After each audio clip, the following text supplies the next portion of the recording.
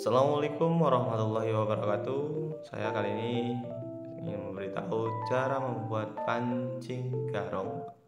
Ya, kemarin kita sudah membuat tentang bagaimana cara membuat moldingnya. Sekarang kita akan membahas tentang bagaimana cara membuat pancing garongnya. Kita siapkan kawat stainless 5, kemudian moldingnya, berikut pancingnya.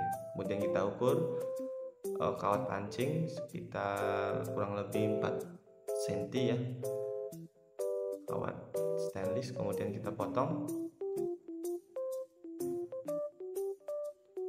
kurang lebih tiga buah ya dalam pembuatannya. Oke, kita siapkan tang potong. Ini kita buat dulu batang utamanya ya, sebagai penghubung antara senar pancing dengan pancing garong. Kita buat lingkaran, kemudian kita lilit supaya lebih kuat ya. Untuk pelilitan bebas pakai menggunakan apa saja, yang penting kuat dan rapi ya. Kalau punya alat khusus itu lebih bagus, tapi kalau misalnya ada hanya tang saja ya gunakan saja. Tapi awas, harus hati-hati, ujung dari stainless steel ini cukup tajam.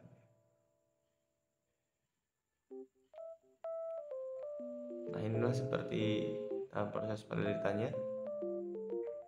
Kemudian kita bentuk sesuai dengan keinginan kita. Kemudian kita sesuaikan di bagian moldingnya, sesuaikan panjang pendeknya ya. Kalau dirasa sudah cukup, beralih kita membuat tangkai pancingnya. Ini sudah cukup ya, cukup bagus, tidak jatuh. Oke, sekarang kita buat tangkai pancingnya. Kita siapkan kawat stainless juga yang tadi ya, ukur sebanyak 6 cm atau 4 cm lah ya, sebanyak. Ini panjangnya bebas ya, tergantung keinginan kita. Kalau saya yang buat ini pancing garongnya tidak terlalu panjang. Kalau pengen lebih panjang lagi, bolehlah pakai 5 cm per batang atau 8 ya. Sudah. Nah, kemudian kita bagi 2 ya, jadi yang tadi 4 cm jadi 2 cm biar nggak terlalu panjang. Sudah itu kita buat lengkungan agar lebih kuat dalam proses pengecorannya ya. Nah, kemudian kita masukkan ke lubang yang kemarin kita buat ya, supaya kedudukannya tetap sama ya, kita tidak repot-repot ya, tidak takut tergeser. Nah, sudah masukkan, kurang lebih ini pembuatan mata pancing garongnya 6 mata kail ya.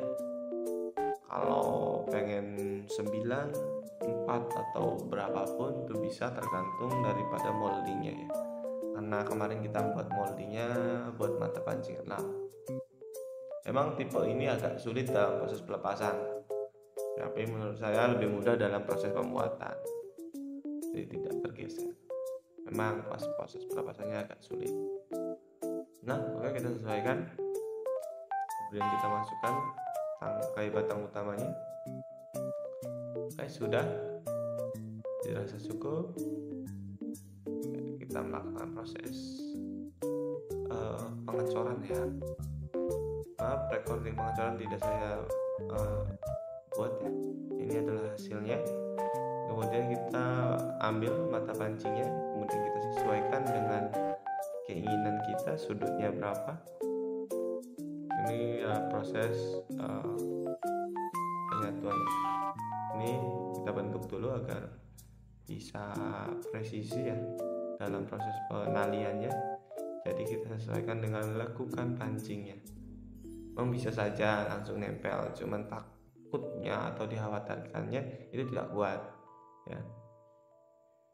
Ini kita sesuaikan. Sudah.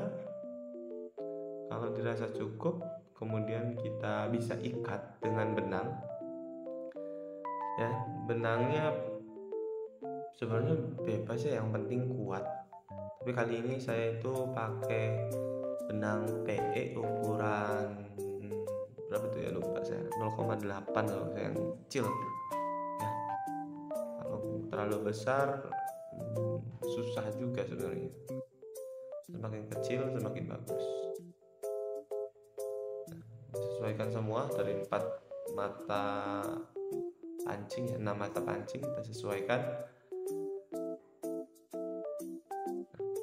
Ini kalau dirasa sudah cukup, sudah langsung proses penalian. Nah, ini ada proses penalian, ini benang PE nya ya. Sebenarnya bebas pakai benang jahit juga sebenarnya bisa saja, bisa pakai benang PE ini yang enggak kepake kemarin sehabis ini ya, bekas casting kemarin. Nah, kita tali.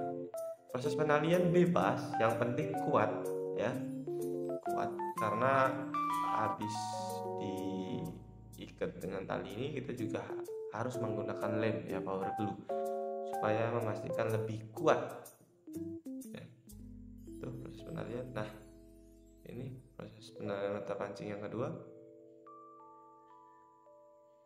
Proses penalian juga saya pakai teknik yang sama dengan penyatuan mata pancing yang pertama ya.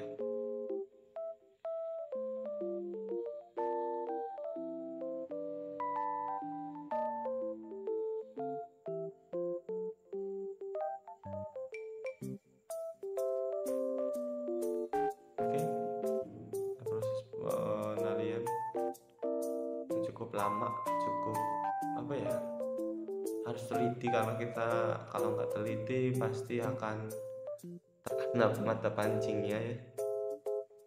Kita potong. Oke, sudah. Nah, ini proses pemasangan mata pancing yang ke-6, yang terakhir. Itu sudah terlihat ya, lihat bentuknya. Itu untuk timahnya besar banget ya, memang kita pakai yang besar karena supaya mata pancing cepat turun ke dasar atau mencapai target yang kita inginkan. Memang untuk ukuran dari bandul pancingnya atau timah pancingnya itu bisa disesuaikan dengan keinginannya, yang kecil aja nggak masalah, tapi kali ini saya pakai yang besar ya. Oke, sudah. Kita rapikan dari sisa-sisa benang PE nya, kemudian kita power glue supaya kuat ya. Ini sebenarnya Mas kalau nggak pakai lem bisa pakai resin, itu lebih kuat lagi ya kalau pakai resin. Nah, ini hasilnya bisa dilihat cukup rapi, dan semoga penonton yang melihat ini bisa menjadi referensi. Terima kasih.